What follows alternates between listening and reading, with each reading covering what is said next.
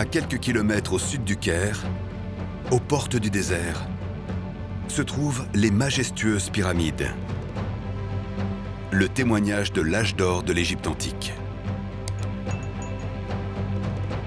Ces monuments hors du commun ont tous été érigés sur une période de 500 ans que les égyptologues appellent l'Ancien Empire. 30 pharaons de 4 dynasties vont se succéder. Pour comprendre cette civilisation, les archéologues fouillent le sable et décryptent les vestiges de cette période révolue. Cette vaste étendue abrite des centaines de tombeaux à ciel ouvert. La nécropole Memphite. Il faut savoir que la nécropole Memphite fait plusieurs dizaines de kilomètres de longueur et elle a été occupée densément sur toute cette longueur. Donc ce sont des milliers de tombes, ce sont des dizaines de pyramides. Aujourd'hui, on a atteint, je crois, 120 ou 130 pyramides connues. La nécropole Memphite englobe à elle seule plusieurs nécropoles construites pendant plus de 3000 ans.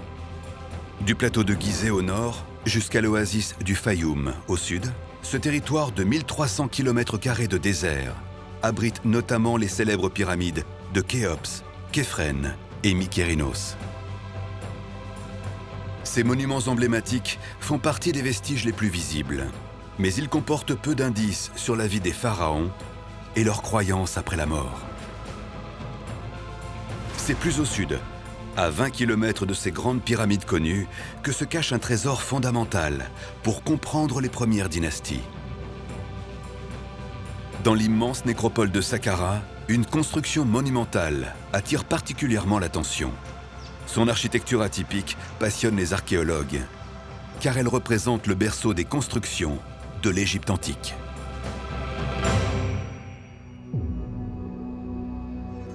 C'est ici que les Égyptiens ont bâti la toute première pyramide, au nord de la plus importante nécropole d'Égypte. Depuis près de 5000 ans, ce monument qui constitue la plus ancienne construction en élévation de l'histoire de l'humanité se détache de ces dunes de sable. Cette pyramide à degrés, c'est le tombeau du pharaon Djoser, le premier roi de la 3e dynastie égyptienne. Si sa pyramide a une forme particulière, c'est qu'elle a pour but de traduire la dimension divine et éternelle du pharaon.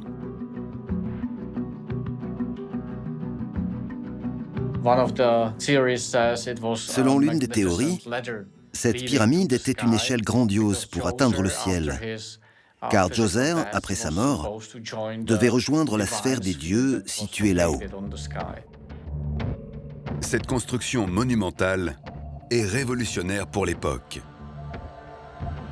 Car initialement, les pharaons avaient pour habitude de construire des édifices funéraires de forme rectangulaire, pouvant atteindre 40 mètres de côté et 12 mètres de hauteur.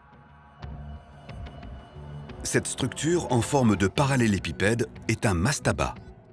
Elle recouvre la sépulture royale pour l'éternité.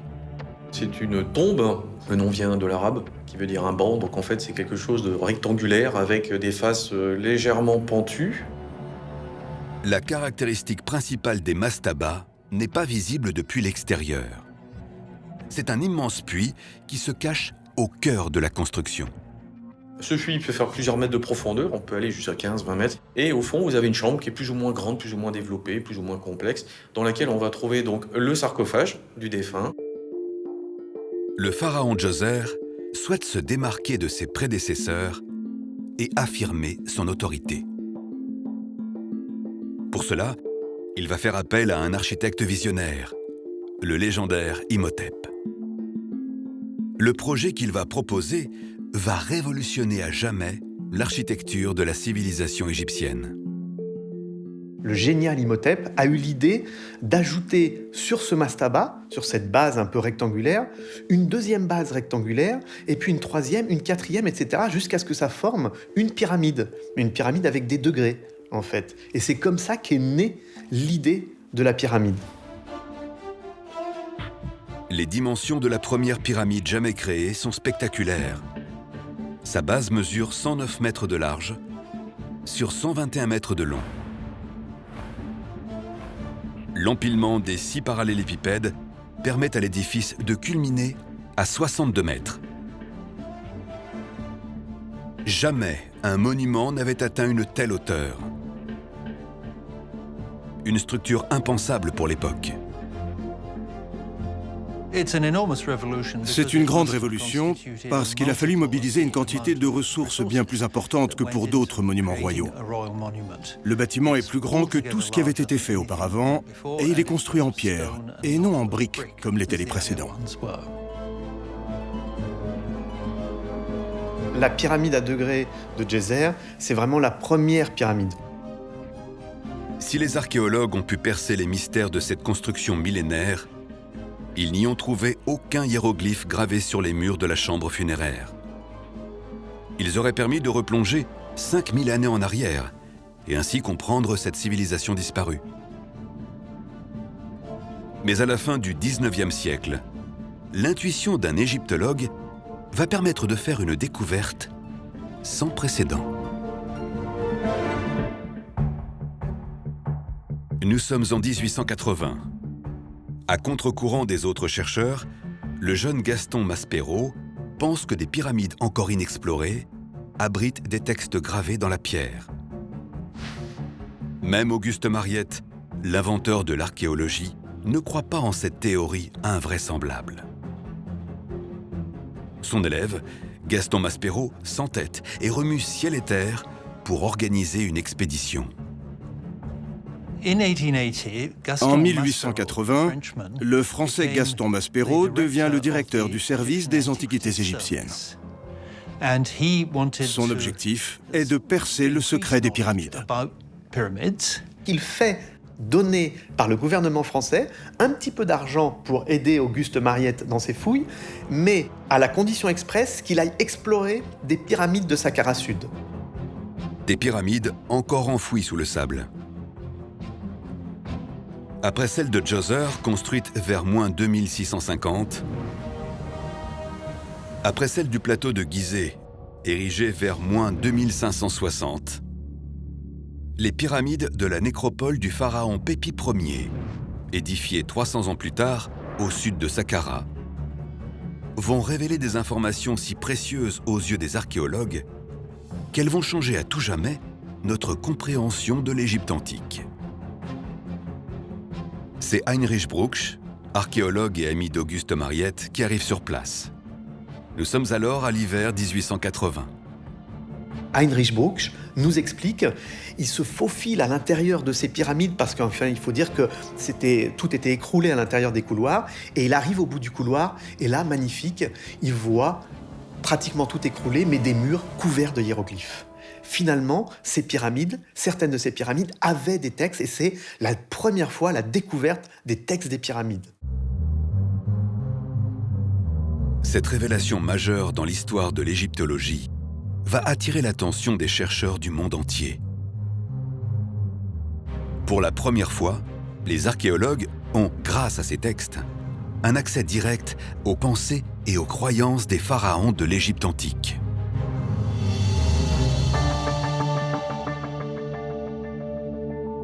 Aujourd'hui, près de 150 ans après cette incroyable découverte, une quinzaine de chercheurs est toujours à pied d'œuvre sur le site de Saqqara Sud.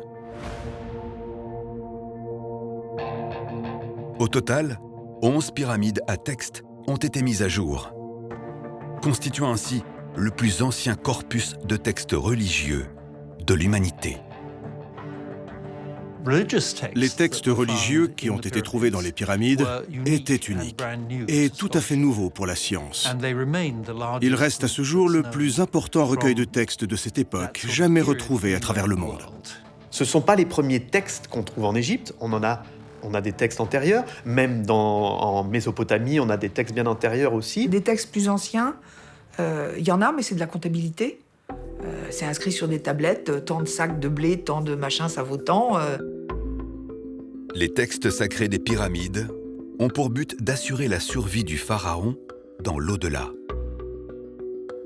Auparavant, ils devaient être inscrits sur des papyrus, mais ils n'ont pas résisté aux affres du temps. Il aura donc fallu attendre que les Égyptiens de l'Antiquité les gravent à même la pierre pour qu'ils nous parviennent 4300 ans plus tard. Ça veut dire qu'on a de la matière pour commencer à réfléchir, parce que ces textes-là, ils nous expliquent quel est le monde religieux des anciens Égyptiens. Donc c'est quelque chose d'absolument vertigineux.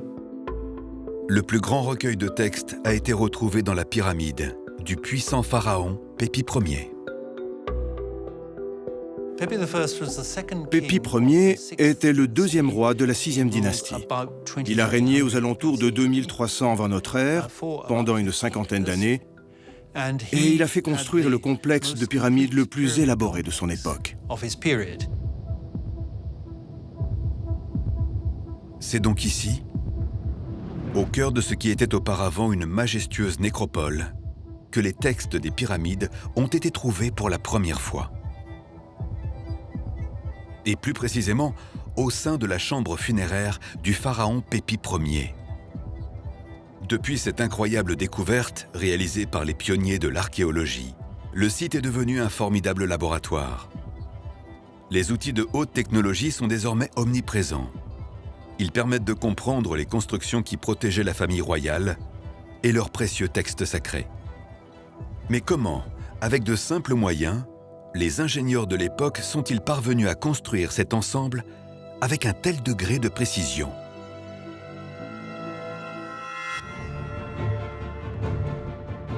Près de 1000 ans avant l'âge de fer, les Égyptiens érigent déjà des édifices d'une extrême complexité.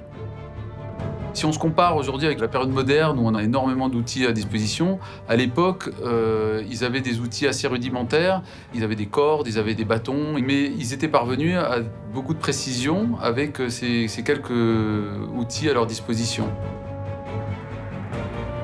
La chambre funéraire est creusée donc dans une grande fosse. Donc en fait, il faut faire un caisson à l'intérieur de cette fosse.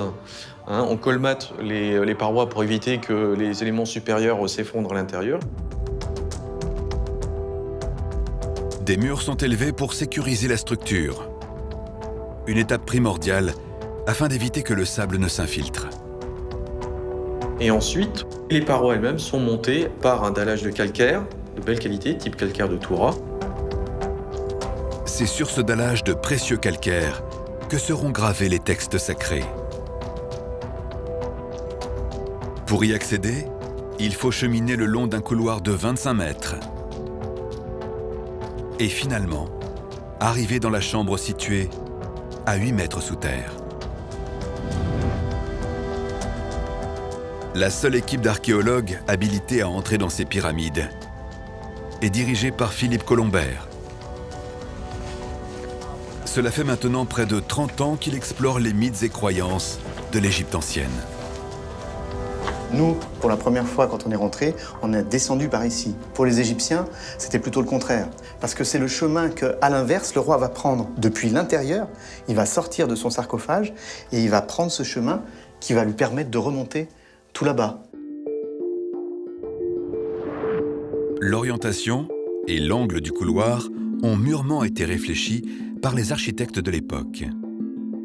Comme pour toutes les pyramides, l'ouverture pointe en direction du nord, vers l'étoile polaire.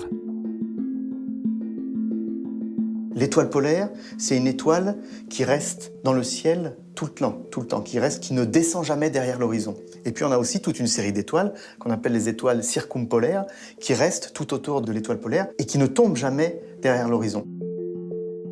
Partir derrière l'horizon, pour les Égyptiens, c'est mourir. Et donc lui, ce qu'il veut, c'est rejoindre ces étoiles que les Égyptiens appellent d'ailleurs celles qui ignorent la destruction. Assurer la vie éternelle du pharaon est la priorité absolue pour les Égyptiens de l'époque. La structure de la pyramide et les écritures contribuent à atteindre cet objectif. Du couloir jusqu'à la chambre funéraire, les hiéroglyphes sont gravés du sol au plafond. Voilà, donc ici, On est dans la chambre funéraire du roi avec le sarcophage dans lequel le roi devait reposer et il est entouré de tous ces textes qui sont des textes qu'on appelle les textes des pyramides parce qu'ils se trouvent dans la pyramide et qui devaient servir au roi à survivre dans l'au-delà. Ces hiéroglyphes seraient de véritables formules magiques à la disposition du pharaon pour l'aider à sortir de son sarcophage et commencer son voyage. Par exemple, ici, on s'adresse au roi directement, on lui dit « Oh, Pépi, lève-toi !» Et ainsi, il va pouvoir entamer son périple vers le ciel. Ces formules sont en réalité un mode d'emploi concret. Elles lui permettent d'obtenir les clés des autres mondes, de se nourrir et de traverser les épreuves. Il y a des formules magiques, bien sûr, pour éloigner les scorpions, les serpents, tous les nuisibles qui peuvent lui boucher le chemin. Dans l'hymne cannibale, le roi apparaît et mange tous les dieux et déesses. Il y a même un peu d'humour dans ces textes, quand il est dit que le roi mange les petits dieux au petit déjeuner, les grands au déjeuner et les anciens au barbecue pour le dîner. Au total, 651 formules tapissent la chambre funéraire du pharaon. Difficile de s'en rendre compte au premier coup d'œil, mais tous les hiéroglyphes sont tournés vers le sarcophage pour faciliter leur interaction avec le souverain. L'objectif commun à toutes ces écritures était de donner au roi une sorte de mode d'emploi pour atteindre l'éternité, pour savoir comment fusionner avec les sphères divines, comment rencontrer les dieux de l'Égypte antique. Ces formules ancestrales proviennent de différentes histoires, de contes et de croyances que les Égyptiens se sont transmis de génération en génération pendant des millénaires. Là, on a un accès pratiquement direct à ce que pensaient les Égyptiens anciens aux environs de, ici, 2300 avant Jésus-Christ, mais même plus encore, parce que ce sont des textes qui ont été gravés à l'époque de Pépi Ier, mais qui ont été inventés bien avant. Donc on arrive même à une époque, ça rappelle des éléments de la religion égyptienne antérieurs à l'époque où l'écriture même existait. À travers ces textes, les égyptologues parviennent à se replonger dans les pensées de l'époque. Mais pour cela, il faut se pencher davantage sur les hiéroglyphes et les observer de près. Tous ces signes sont en réalité capables, selon les croyances, de prendre vie. Certains hiéroglyphes sont donc mutilés pour ne pas mettre en danger le roi. Par exemple, on a ici ce petit éléphant. Un éléphant, ça peut devenir un animal dangereux. Pour éviter que ce hiéroglyphe magiquement vienne s'attaquer au roi, eh bien ici, ils l'ont plâtré. On voit ici l'éléphant qui a été plâtré dans l'arrière-train de manière à ce qu'il ne l'empêchait de se déplacer, en fait. C'est en réalité deux parties de l'éléphant qui ont été masquées. Son arrière-train, mais également sa trompe. D'autres animaux ont subi le même traitement. Le pharaon est ainsi protégé des mauvais sorts. Mais il faut également le prémunir des agressions extérieures.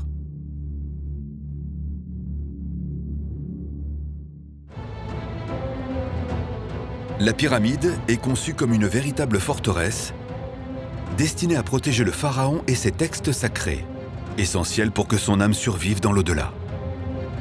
Au cours de leurs fouilles, les archéologues ont mis en évidence un ingénieux système prévu pour repousser toute tentative d'intrusion. Une analyse d'imagerie par ordinateur a permis de confirmer la présence de herses. Une herse, donc c'est un système de barrage souvent en pierre dure comme du granit. Le granit est l'une des roches les plus dures connues à l'époque. Le système de herses pèse plus de 14 tonnes, soit le poids de 3 éléphants.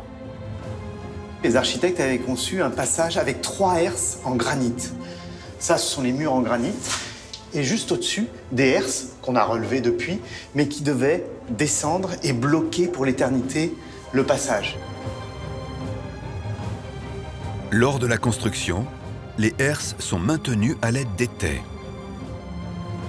Une fois le tombeau du pharaon installé au cœur de la pyramide, les étais sont retirés. Les blocs de granit condamnent alors le couloir, à jamais.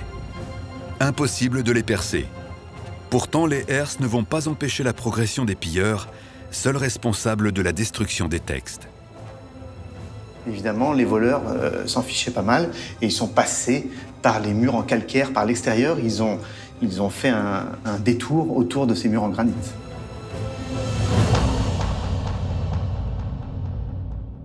Pour les chercheurs, comprendre comment les pilleurs sont parvenus au cœur de la pyramide permet d'obtenir des indices sur les dégâts qu'ils ont pu causer. Pour redonner vie au site, les archéologues vont s'appuyer sur de nouveaux outils à la pointe de la technologie. Avant, on pouvait prendre une grande feuille blanche, faire des aquarelles, etc. Bon, ça figeait un peu les choses. C'était pas très manipulable. Aujourd'hui, grâce aux nouvelles technologies, on a la photogrammétrie qui nous permet d'appuyer notre imagination.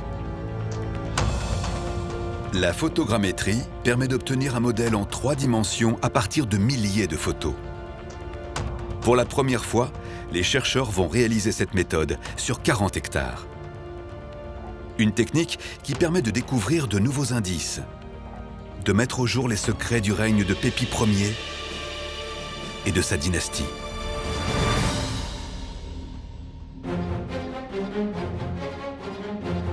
La surface que les archéologues souhaitent modéliser en 3 dimensions est gigantesque.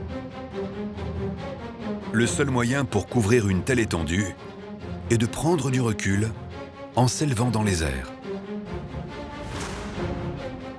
Il faut monter à plus de 300 mètres pour enfin voir le site dans son ensemble. Les chercheurs ont fait appel à un archéologue spécialisé en reconstitution photogrammétrique, accompagné d'un pilote de drone.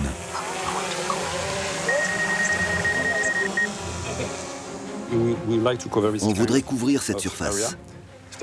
24 hectares à 70 mètres de hauteur.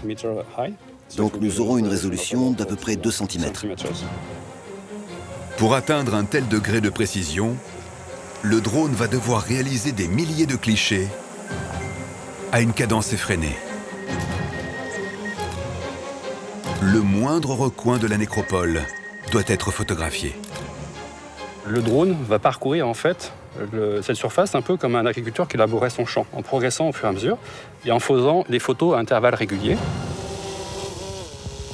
Afin d'obtenir le meilleur résultat possible, les vols et la prise de vue sont entièrement automatisés.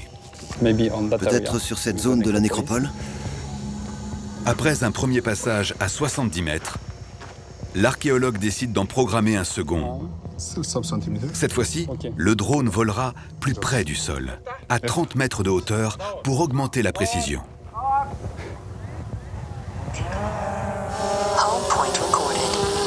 Il va progresser et à chaque déplacement comme ça, il va faire une photo. Donc les photos vont se suivre et elles vont avoir des zones de recouvrement de l'une à l'autre. C'est comme ça qu'on crée un modèle numérique de terrain sur lequel on va ensuite replaquer les photos qui vont donner une ortho-image, un peu comme une image satellite, mais avec une résolution beaucoup plus importante. Puisque là, à cette hauteur, on sera à peu près à 2 cm égale 1 pixel. Alors que sur Google, c'est à peu près 50 cm pour 1 pixel. Cette technologie va permettre aux archéologues d'accéder à des images 25 fois plus précises que celles disponibles sur Internet. Pour ce faire, chaque endroit de la nécropole est photographié plus de 60 fois de façon différente. Un traitement informatique permet ensuite d'associer toutes les photos entre elles pour n'en faire qu'une. Cette image est une ortho-image. Elle est totalement plane et sans aucune déformation. Le fichier obtenu est une photo d'ultra haute définition de 650 millions de pixels. Elle permet, en un seul clic, de passer d'une vue générale à un zoom sur la moindre pierre. L'ultime étape est d'assembler les milliers de photos pour réaliser, cette fois-ci, un modèle en 3 dimensions. Alors maintenant, la photogrammétrie a fait des progrès tellement importants en termes d'algorithmes et aussi en termes de puissance de calcul qu'une fois qu'on a toutes les photos, on peut les injecter dans un logiciel. Et si on précise un peu bien les choses, on paramètre correctement le logiciel, on arrive à produire un modèle à partir de ces milliers de photos. Donc il y a peu d'opérations à faire une fois qu'on a un ensemble cohérent. Toutes les photos prises par le drone sont ici matérialisées dans l'espace. Pour tous les clichés, les coordonnées GPS, l'altitude et l'angle de vue sont enregistrés. La nécropole est entièrement quadrillée par 1715 photos. Grâce à un algorithme poussé, ces images sont analysées et le modèle 3D commence à prendre forme. Les photos sont agencées au millimètre près. Pour s'assurer de leur emplacement, une dernière vérification est effectuée à l'aide de points de référence connus des archéologues. En fait, on a placé une vingtaine de cibles sur le terrain et maintenant l'exercice est de retrouver ces cibles dans les photos et de les pointer. Voilà. Et le logiciel, ensuite, il va mettre dans un bon système de coordonnées l'ensemble des photos. Ouais, on la voit bien. Celle-là, elle s'appelle comment, celle-là? Celle-là, c'est la 101. Voilà. Donc ça, c'est une cible qu'on a posée sur un des murs du magasin et dont on connaît exactement les coordonnées dans l'espace. Donc il faut maintenant la pointer manuellement avec le logiciel. Comme ça.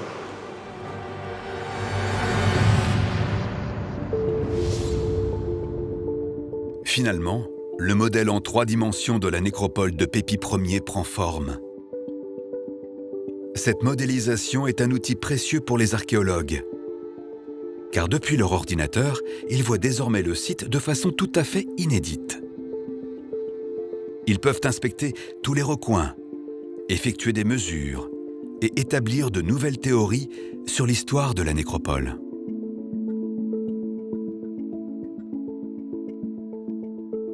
En une seule vue, on a vraiment un plan, une vue en plan, une vue à vol d'oiseau de toutes les fouilles qui ont été effectuées, de toutes les zones qui restent encore à fouiller. C'est vraiment quelque chose d'extraordinaire. Vraiment du détail qu'un plan ne fournit pas. Donc ça permet de vérifier peut-être quelques hypothèses qui pourraient être énoncées ou d'invalider d'autres hypothèses. La modélisation en 3 dimensions permet de réaliser des mesures en quelques secondes. Une opération qui, sur le terrain, prendrait des heures. À l'aide de ces données précieuses, il sera bientôt possible de redessiner la nécropole dans sa splendeur de l'époque, mais également de créer le modèle numérique du plus important recueil de textes religieux de l'humanité. «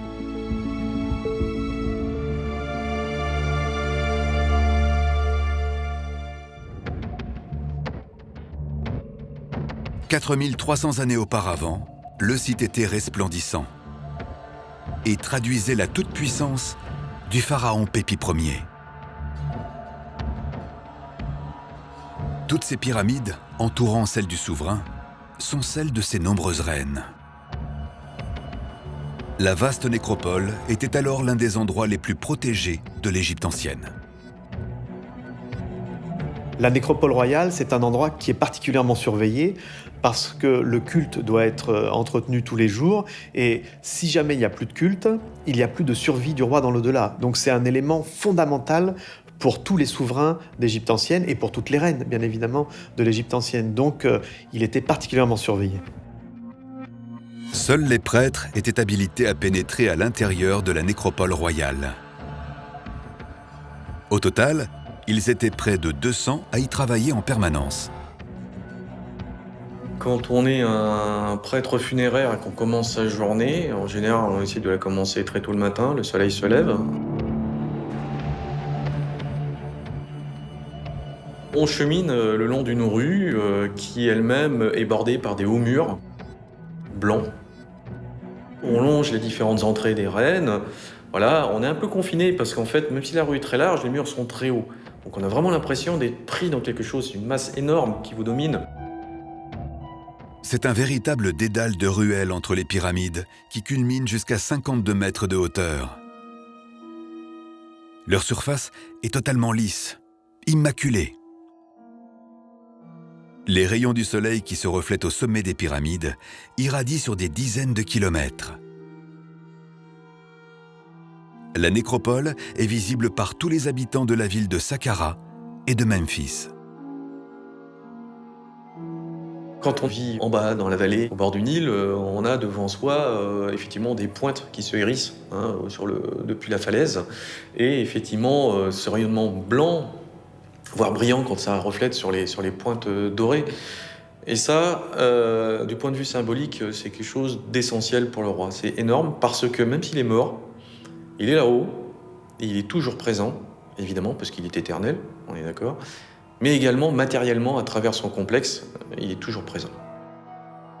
Même si Pépi Ier règne en maître absolu sur son peuple, sa puissance est convoitée et la lutte de pouvoir menace le royaume tout entier. Sa nécropole, vaste et impressionnante, traduit en réalité des difficultés que le pharaon va devoir affronter.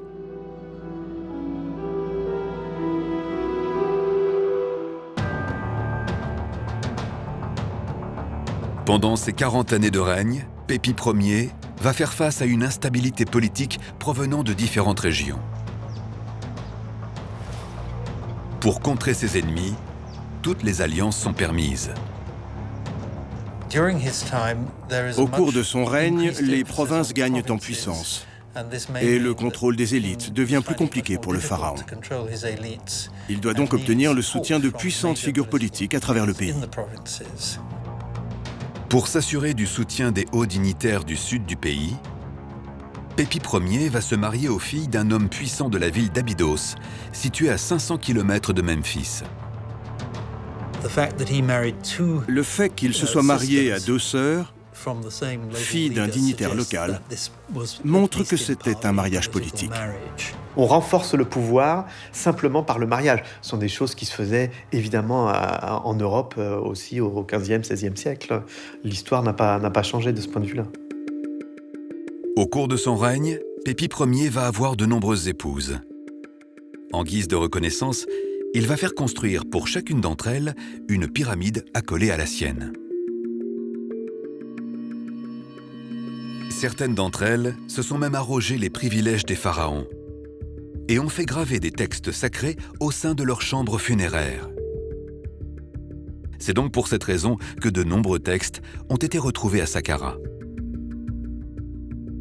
Ces écritures sacrées sont des faveurs royales permettant de s'assurer de la cohésion du royaume. Cela s'apparente au procédé mafieux. Quand le pharaon réunissait les personnes puissantes, les familles les plus riches du royaume au sein de son cercle intime, c'était en réalité l'un des rares moyens efficaces de s'assurer de leur loyauté. Parce que si vous faites entrer quelqu'un dans votre famille, vous supposez qu'il va vous soutenir.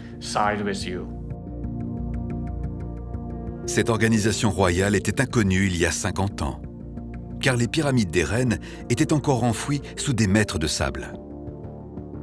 Ce n'est qu'en creusant que les archéologues ont trouvé des indices sur les textes permettant de percer les mystères de la 6e dynastie.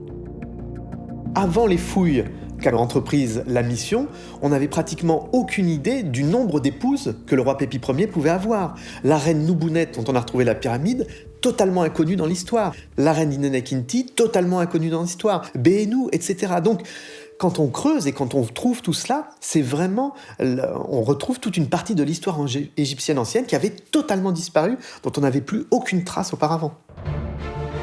Les chercheurs savent désormais que le pharaon a eu de nombreuses reines. 7 ont été découvertes à ce jour, notamment grâce aux textes retrouvés dans les pyramides. Si toutes ces inscriptions précieuses ont été ensevelies pendant des milliers d'années, c'est que la nécropole a traversé des périodes sombres de l'histoire. Près d'un siècle après la mort de Pépi Ier, la nécropole n'est plus surveillée. Des pilleurs convoitent les richesses des pharaons et des reines de l'âge d'or de l'Égypte antique. Ils pénètrent à l'intérieur du lieu sacré et profanent les pyramides. La première étape, c'est le sarcophage. On vide la momie, on enlève une partie des bandelettes pour essayer de voler toutes les petites amulettes en or qu'il peut y avoir à l'intérieur des bandelettes.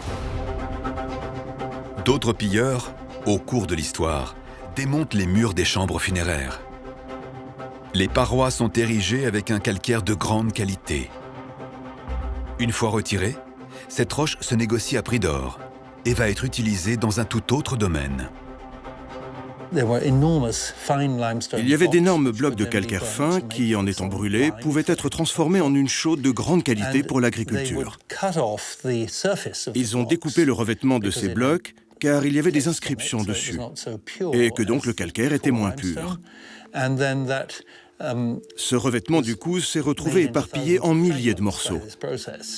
C'est pour cela que les parties basses de l'intérieur des pyramides étaient relativement intactes, mais que le haut des murs a été largement détruit. Après le passage des pilleurs, des milliers de fragments des textes des pyramides jonchent le sol. Le trésor laissé aux affres du temps est menacé. Personne ne s'intéresse alors à ces inscriptions d'une valeur inestimable. Il faudra attendre le milieu du XXe siècle pour qu'une équipe de chercheurs les révèle au grand jour.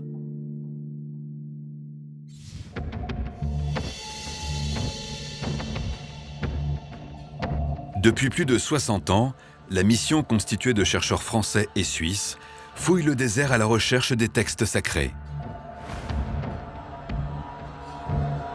Cette année, leur travail est particulièrement excitant, car pour la première fois, les égyptologues vont pénétrer à l'intérieur de la pyramide du pharaon Pépi II. Personne n'y a mis les pieds depuis près d'un siècle. Ce qu'ils vont découvrir va dépasser leurs espérances. Mais pour atteindre ce Graal, il aura fallu des années de patience, d'investigation, et enfin, commencer à décrypter cette nécropole d'une incroyable richesse. Au total, 11 pyramides à texte ont été découvertes sur le site de Saqqara. Pour certaines d'entre elles, le travail d'investigation n'en est qu'à son début. Christelle Alvarez fait partie de l'équipe. Ses recherches se concentrent sur une pyramide située au sud de la nécropole. Le long travail de reconstruction des textes commence. Sans relâche, elle fouille le désert égyptien. Le moindre fragment, aussi petit soit-il, peut être la clé pour comprendre les textes sacrés. Chaque pierre est retournée, analysée, un travail éreintant sous un soleil de plomb. On peut passer devant un endroit et puis on ne remarque pas qu'il y a un texte, parce que tout dépend de la lumière. Donc vraiment tôt le matin, quand il y a une lumière un peu rasante, et bien, tout à coup, ça peut faire ressortir les textes. Et là, on voit qu'il y a un fragment, alors qu'on peut passer devant plus tard sans le voir sous la lumière écrasante comme maintenant. Après quelques heures de recherche, 3 fragments apparaissent. Ils vont alimenter les 576 éléments déjà collectés par l'égyptologue. Ces quelques centimètres carrés sont un précieux témoignage de l'Égypte antique. Ça peut être un trait peut-être d'une des colonnes et ça un bout de signe. Et puis peut-être qu'on va retrouver dans le coin un autre bout qu'on peut compléter. Puis des fois, on peut avoir une surprise d'une manière ou d'une autre. Ces fragments seront à terme replacés à leur endroit d'origine. Pour y parvenir, un processus méticuleux de classification doit avoir lieu. Un travail que les égyptologues réalisent dans un lieu tenu secret, une véritable forteresse, à l'intérieur de laquelle se trouve une partie du plus vieux corpus de textes de l'humanité. Exceptionnellement, nous avons pu y pénétrer. Ce coffre-fort de l'histoire, les archéologues l'appellent le magasin. C'est ici que tous les fragments d'une richesse inestimable sont rangés, classés et documentés. C'est un peu notre trésor archéologique. C'est là que l'essentiel du travail, en fait, se fait pour la mission. C'est surveillé par la police, surveillé par des gardiens. Personne n'est censé savoir où c'est, n'est censé pouvoir y avoir accès. Parmi toutes ces pierres, sont entreposés 1600 fragments provenant d'une chambre funéraire située à l'ouest de la pyramide de Pépi Ier. Si les vestiges sont aujourd'hui bien visibles, ils étaient auparavant enfouis sous 5 mètres de sable.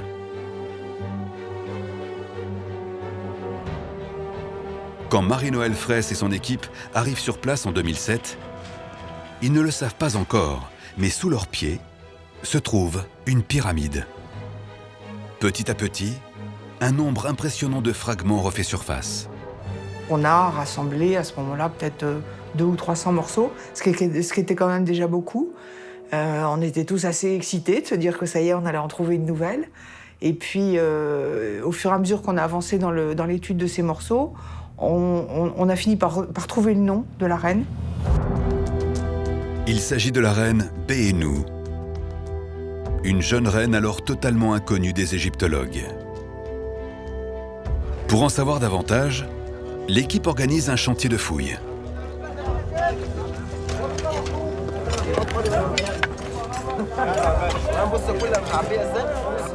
120 hommes travaillent sans relâche. Ils retirent à la force des bras des milliers de mètres cubes de sable.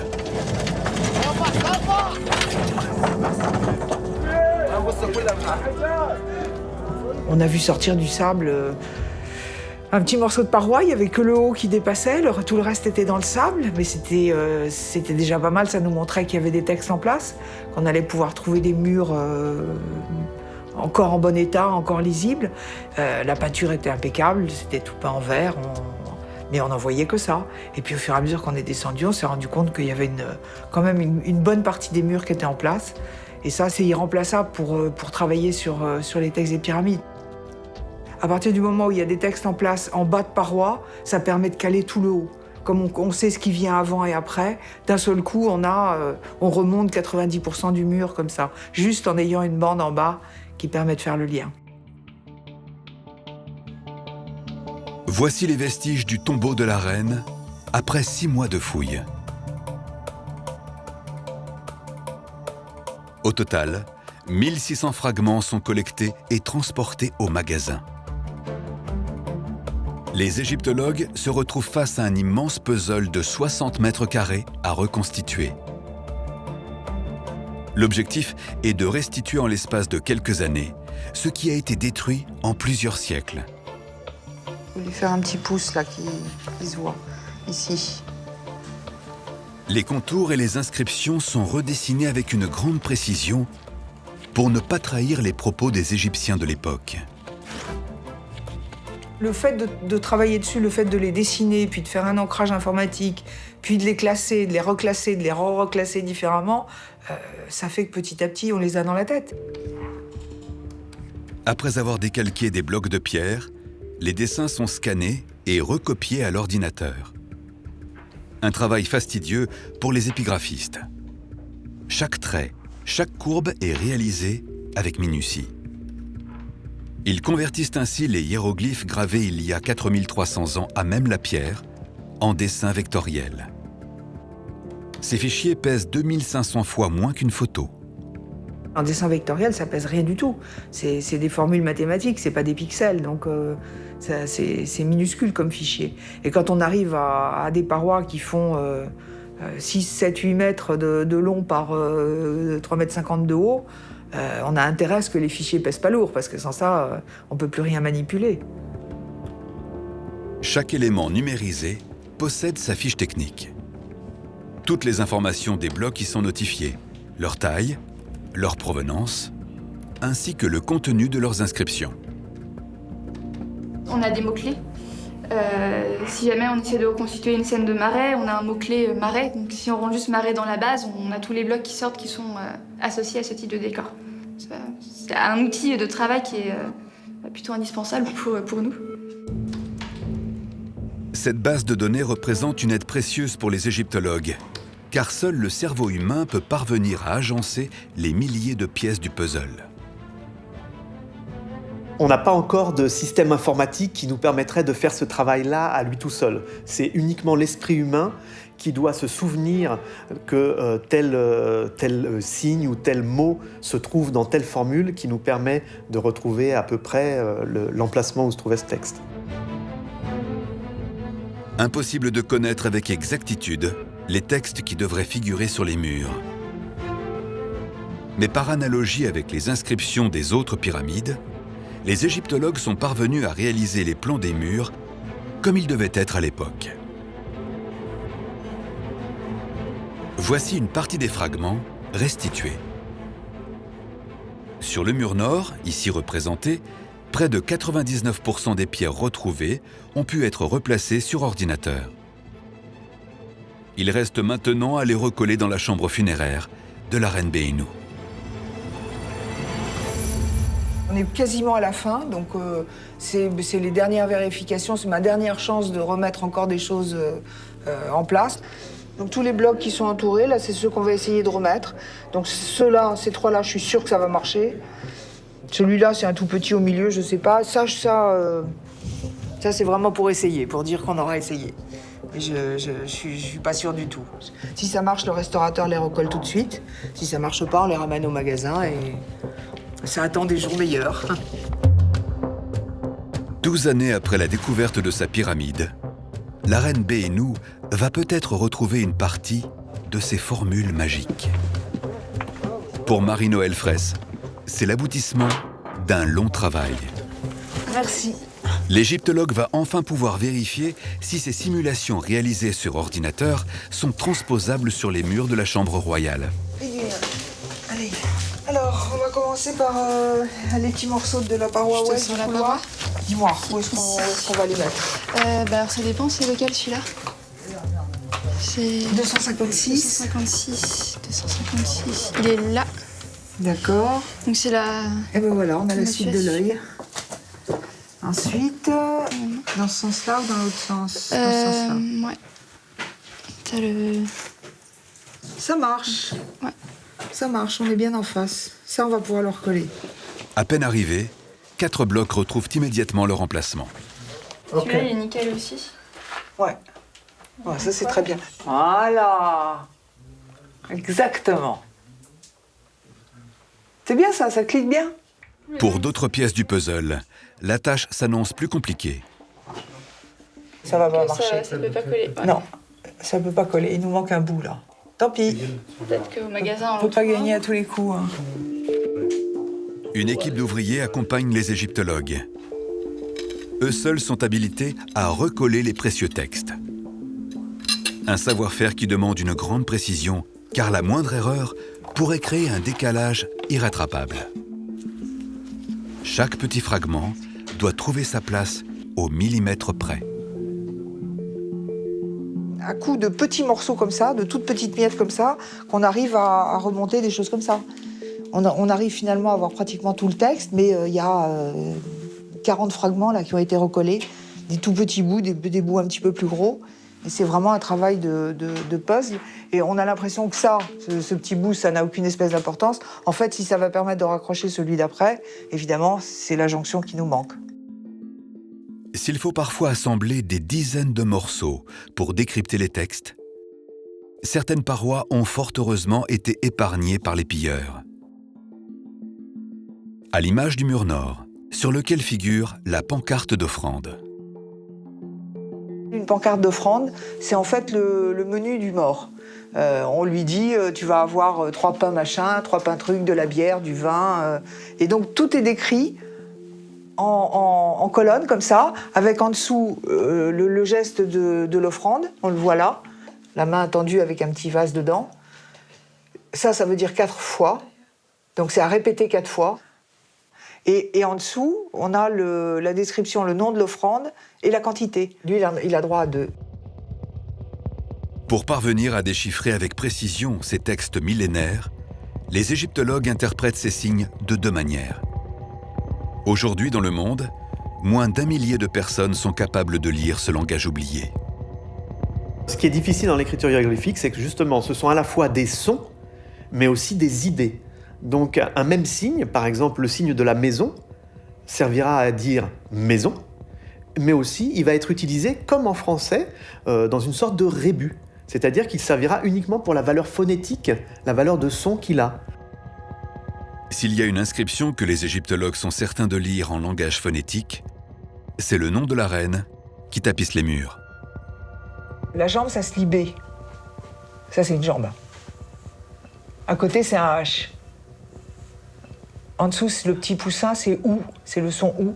Et le petit vase ici, ça se lit nous. Donc c'est B, He, nous. Les égyptologues sont ainsi parvenus à déchiffrer la signification de plus de 52 000 hiéroglyphes retrouvés dans la chambre funéraire. Cette pièce est l'un des endroits les plus précieux pour les Égyptiens. Personne ne doit y accéder. Les bâtisseurs vont donc tout mettre en œuvre pour assurer sa protection et édifier une pyramide qui en sera le coffre-fort. La chambre funéraire et ses textes vont être cachés par une masse colossale. La principale fonction de la pyramide est donc de protéger cette pièce sacrée qui ne représente seulement qu'1% du volume total de la construction. Mais comment les architectes sont-ils parvenus à agencer 5800 mètres cubes de pierre pour atteindre leur seul but, préserver les textes des pyramides et la dépouille royale?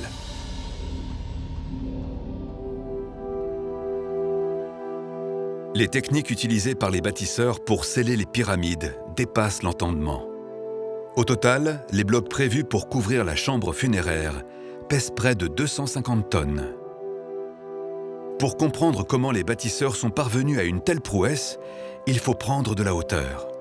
Et immédiatement, une structure répétitive intrigue. C'est au centre de cette construction en forme de C que se trouvent les hiéroglyphes, au cœur de la pyramide. Un édifice que les archéologues appellent des gradins. On comprend pourquoi les gradins étaient en forme de C, puisque dans l'ouverture, on avait la descendrie qui permettait donc d'acheminer pendant le chantier les blocs pour construire la chambre funéraire et également au fur et à mesure de la construction d'amener les blocs de couverture de cette chambre funéraire qui sont énormes.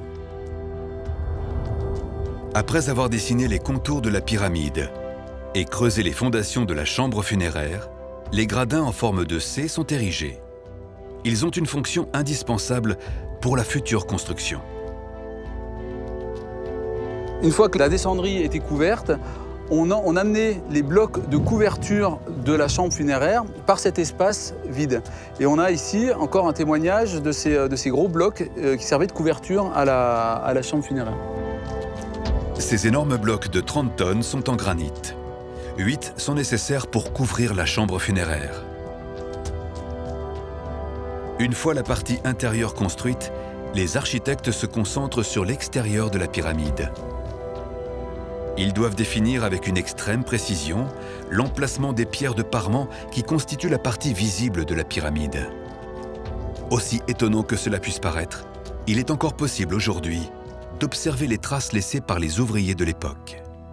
Ce que l'on a découvert en dégageant cette zone, c'est que sur ces gradins, on avait une ligne horizontale qui filait sur toute la base de ce gradin et qui correspond exactement au niveau de la base de la pyramide. C'est-à-dire qu'on a probablement construit le gradin dans un premier temps, posé cette ligne de référence et ensuite positionner l'assise de réglage qui fait tout le tour de la pyramide sur laquelle vont être posés les blocs de parement. Cette ligne dessinée est une référence pour les architectes de l'époque. Elle va permettre de placer avec une grande précision l'extérieur de la pyramide constitué de blocs en calcaire blanc. L'espace entre ces deux éléments est ensuite comblé. On a, en partant de l'extérieur, le parement fait de blocs de calcaire de très bonne qualité. À l'arrière de ces blocs de parement, on a ce qu'on appelle les backing stones. C'est le même type de pierre, mais grossièrement taillé. Et à l'arrière, donc entre le gradin et le backing stone, on a ce bourrage de moellons jeté pêle-mêle avec des mortiers debout. Pour que les ouvriers puissent travailler jusqu'au sommet de la pyramide, ils élèvent le sol qui l'entoure. la pyramide disparaît à mesure qu'elle s'élève. Quand l'édifice est entièrement érigé, le sable est retiré et la pyramide apparaît. L'ultime étape est de tailler les pierres extérieures pour obtenir une surface parfaitement lisse. Si les techniques de construction de l'époque n'ont plus de secret pour les archéologues, ils ont au cours de leurs recherches découvert plusieurs pyramides miniatures dont la fonction est un mystère non résolu.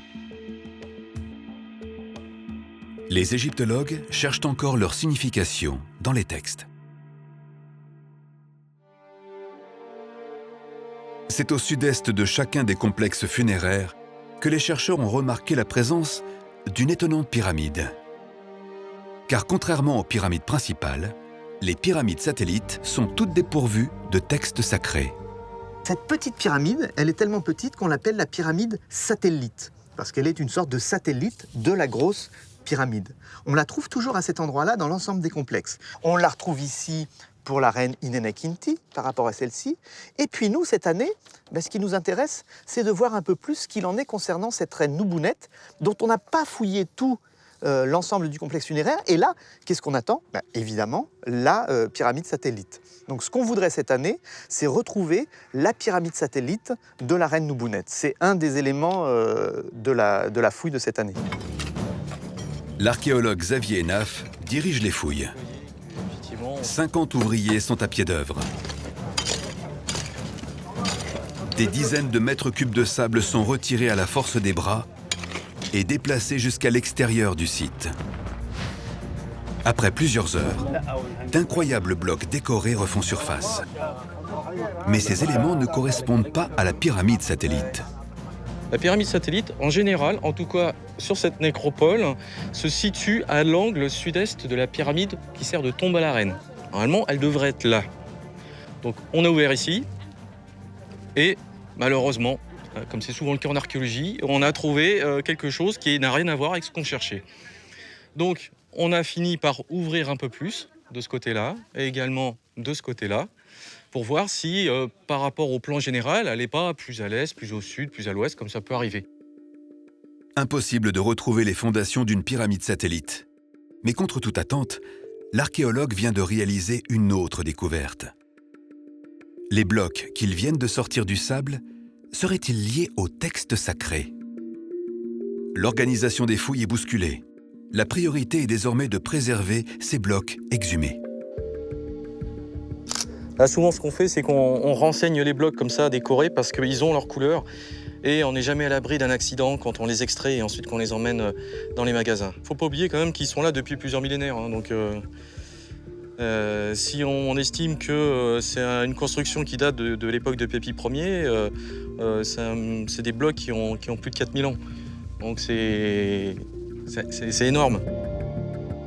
Parfois, certains sont sortis, on a l'impression qu'ils ont été peints hier. Sauf que parfois, en l'espace d'une heure ou deux, les peintures disparaissent et c'est terminé. Ici, aucun hiéroglyphe n'est présent sur la pierre, mais il faut impérativement la préserver, car les scènes peintes sur les blocs sont de nouveaux indices sur le fonctionnement de la nécropole. Dès l'instant où les blocs sont exposés au soleil, chaque minute compte. Mais avant de les extraire pour les protéger, il faut absolument garder une trace de leur emplacement. Une équipe est appelée pour réaliser la photogrammétrie du site de fouille. Cette fois-ci, leur technique va être différente. Des cibles topographiques sont apposées. Elles permettent de définir les coordonnées dans l'espace. La précision doit être au millimètre. L'archéologue va utiliser une perche télescopique. Comme il faut multiplier les points de vue différents, on utilise une perche pour avoir une vue en hauteur. Après, je vais faire des photos aussi au sol, à la main. Les vestiges sont photographiés sous tous les angles, à différentes hauteurs. Un logiciel va agencer les images et obtenir un modèle d'une grande précision. Cette photogrammétrie permet d'immortaliser le lieu comme il l'était au moment de la découverte.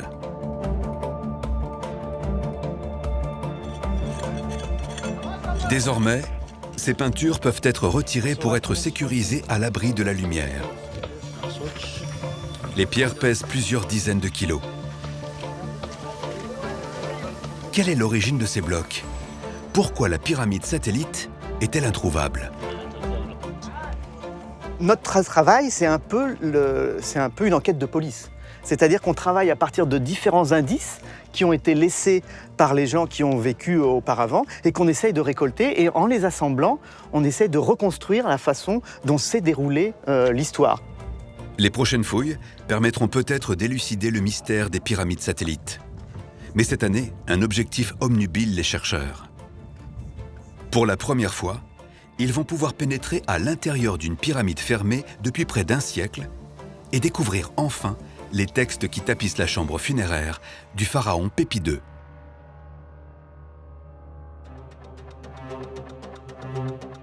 Après 40 années de règne, Pépi Ier meurt vers moins 2255. Le pouvoir revient à son fils, Mérenrê. Comme cela pouvait se faire à l'époque, le nouveau pharaon se marie avec sa tante, Hornès Pépi II, qui est également l'une des anciennes épouses de son père. Mérenrê va régner une petite dizaine d'années. À sa mort, son fils Pépi II est trop jeune pour gouverner. Sa mère, Hornès Pépi II, prend la régence du royaume et règne pour son fils sur toute l'Égypte. Toutes les fouilles nous permettent de brosser un portrait de cette reine et de montrer qu'elle est la reine capitale de la 6e dynastie, en fait. C'est elle qui domine, on peut dire, toute la fin de la 6e dynastie. Dès le début de son règne, Hornès Pépi II initie la construction de la pyramide de son fils Pépi II. Elle sera édifiée à 2 km au sud de la nécropole de Pépi Ier, un peu plus reculée dans le désert. Quand l'archéologue Gustave Jecquier arrive sur place en 1930, il découvre une chambre funéraire préservée.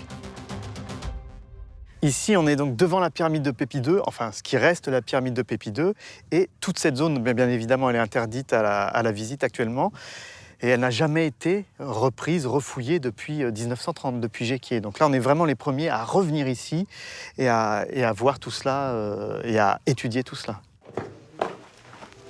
Pour l'égyptologue Philippe Colombert, pénétrer à l'intérieur d'une pyramide pour la première fois, c'est découvrir un nouveau trésor. Tout un pan de l'histoire de l'Antiquité réapparaît. Les couleurs qu'on voit ici, elles sont presque exactement les mêmes que celles qu'on voyait à l'époque. On a l'impression que ça a été peint hier, vraiment. Ça, c'est quelque chose d'extraordinaire. C'est une des rares pyramides qui est vraiment conservée dans un tel état, toutes ces couleurs. L'atmosphère sèche du désert et l'absence de lumière a permis de conserver pendant plus de 4000 ans cette poudre de cuivre verte appliquée à l'intérieur des hiéroglyphes. Une couleur symbolique pour les Égyptiens de l'époque. Le vert, c'est la couleur d'Osiris et c'est la couleur, comme le noir aussi, de la résurrection, parce que c'est la couleur des plantes. Les plantes sont vertes et les plantes, tous les ans, elles renaissent en fait. Elles vont mourir à la fin de l'année et reverdir l'année d'après. Donc le vert, c'est vraiment ça. C'est l'idée de résurrection. Maintenant que la chambre funéraire est ouverte, il faut à tout prix conserver les hiéroglyphes. Pour cela, les égyptologues commencent par un état des lieux laissé par leurs prédécesseurs, 90 ans auparavant. On a vu qu'il y avait notamment ici un sol de ciment qui avait été laissé par Jecquier. En 1930, l'archéologue suisse a fouillé ici. Il a fait du bon travail, mais il a fait du travail tel qu'on le faisait à l'époque, en 1930. Et par exemple, pour égaliser le sol, il a placé du ciment. Ça, c'est impossible pour nous. On ne peut pas garder du ciment, c'est très mauvais pour la pierre. Ça apporte des maladies à la pierre. Donc, qu'est-ce qu'on va faire? On va faire sauter ce ciment et le remplacer par un cailloutis qui va absorber l'humidité, etc. Des choses naturelles, mais bonnes pour l'environnement. Il faudra des jours de travail pour que les ouvriers parviennent à retirer tout le béton et enfin préserver ces milliers de hiéroglyphes.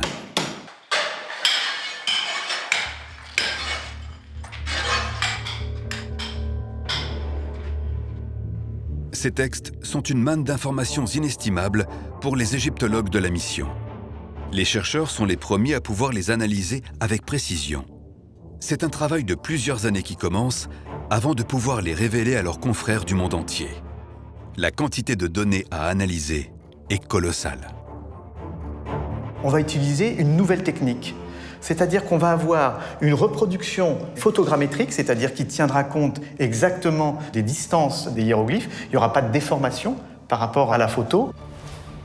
Quel est l'intérêt? Si on a le relevé complet de la paroi, on peut revenir en France et c'est comme si jamais on avait à notre disposition en France la paroi complète et donc on peut travailler toute l'année. Le résultat obtenu est inédit. Pour la première fois, il est possible d'évoluer au sein de la chambre funéraire reconstituée en 3 dimensions. Ce procédé permet aux archéologues d'observer les lieux depuis n'importe quelle position et d'analyser les écritures depuis un ordinateur. Aujourd'hui, ces technologies permettent, même aux archéologues, de voir à travers le sable.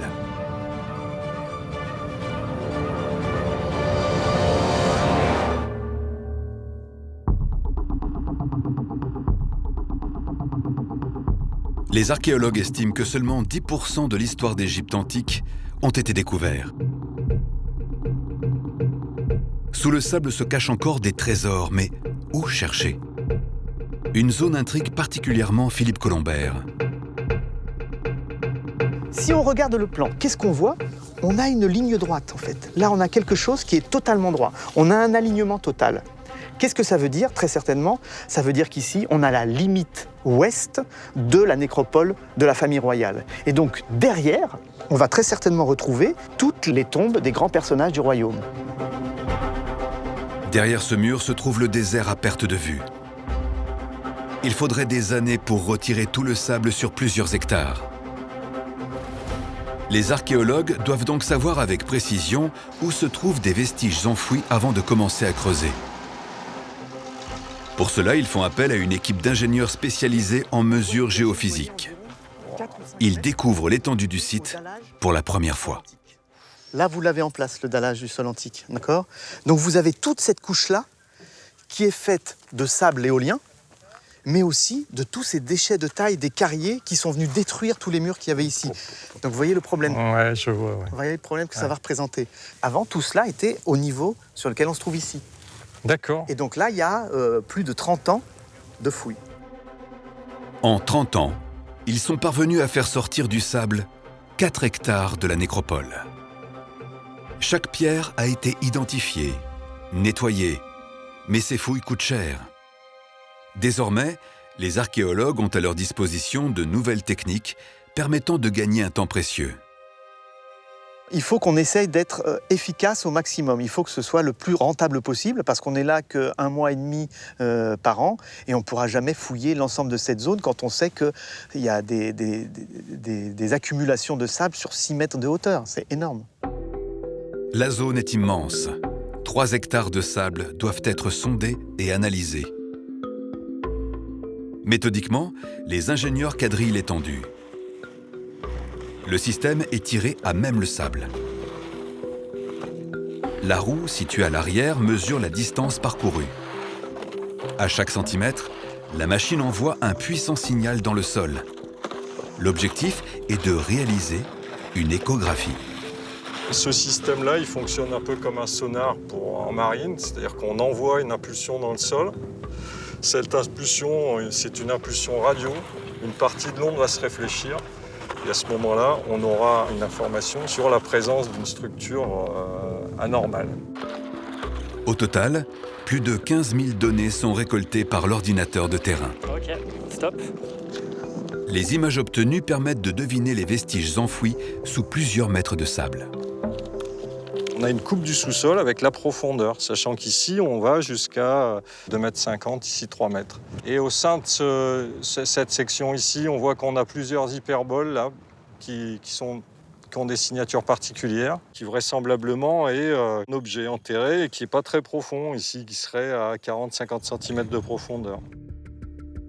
C'est donc précisément à cet endroit que les fouilles s'effectueront. Ici, Les archéologues espèrent trouver un nouveau pan de l'histoire de l'Égypte antique.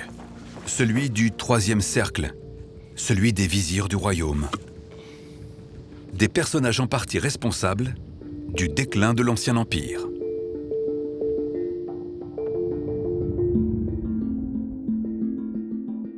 Au cours du règne du pharaon Pépi II, les hauts dignitaires vont prendre une place de plus en plus importante dans toute l'Égypte. Si bien que cela va déstabiliser l'organisation du pharaon, que certains pensaient omnipotent. L'histoire de la chute de l'Ancien Empire est comparable à nos sociétés. Tout était dépendant d'une quantité suffisante d'énergie. La principale source d'énergie de l'Égypte antique, c'était le Nil, parce que ces crues annuelles permettaient d'assurer des récoltes abondantes. Et sur ces récoltes, vous pouviez prélever les taxes et les utiliser pour payer la construction des immenses complexes funéraires, pour payer les prêtres, etc. C'est ainsi que vous mainteniez le contrat social. D'année en année, l'organisation du royaume devient de plus en plus complexe. Un dérèglement climatique perturbe les récoltes. Les taxes sur les productions agricoles ne suffisent plus pour faire fonctionner l'administration. L'Égypte est aux abois. Au cours des 2 générations suivantes, pendant le règne de Pépi II, il y a un réel déclin de la ville de Memphis et une diminution de la taille des tombeaux des élites. C'est le morcellement de l'Égypte, en fait le morcellement du pouvoir, et il n'y a plus d'empire unifié avec un seul pharaon. Le règne des pharaons sous l'Ancien Empire s'achève après un demi-millénaire. Ces pyramides hors normes marquent l'âge d'or de l'Égypte antique. Une période faste qui aura permis, plus de 4 millénaires après, de nous léguer le plus ancien recueil de textes religieux. Grâce aux techniques innovantes et à la pugnacité des égyptologues d'aujourd'hui, chaque pierre, chaque symbole reprend vie et nous offre un formidable témoignage des premiers mythes et croyances de l'humanité.